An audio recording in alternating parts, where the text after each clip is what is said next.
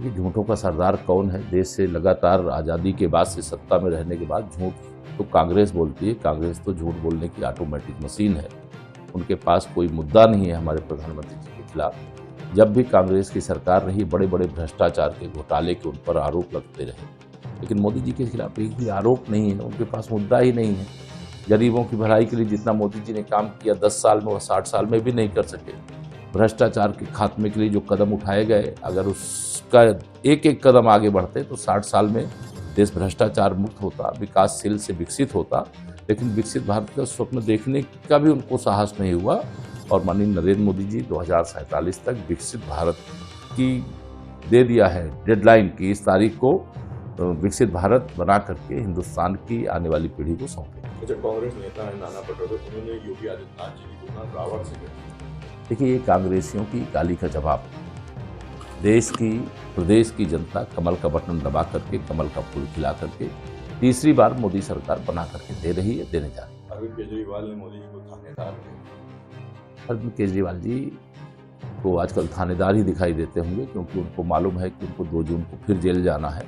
उनका राजनीतिक भविष्य का सूर्य अस्त हो चुका है और आम आदमी पार्टी भी खात्मे की ओर है, क्योंकि राजनीति में इतना गंदा व्यक्ति शायद ही स्वतंत्र भारत के इतिहास में किसी ने देखा। अखिलेश यादव ने जो लोकसभा में जनसैलाब आ रहा है उसको जनसैलाब ना बताकर बदलाव का सैलाब।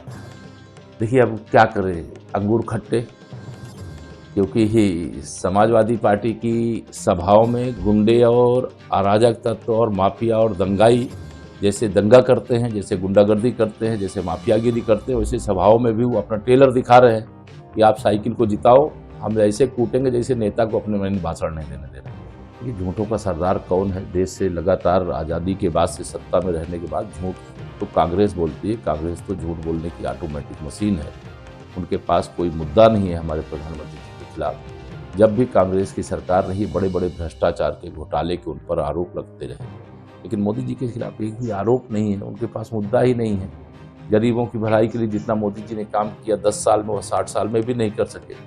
भ्रष्टाचार के खात्मे के लिए जो कदम उठाए गए, अगर उसका एक एक कदम आगे बढ़ते तो 60 साल में देश भ्रष्टाचार मुक्त होता, विकासशील से विकसित होता। लेकिन विकसित भारत का स्वप्न देखने का भी उनको साहस नहीं हुआ।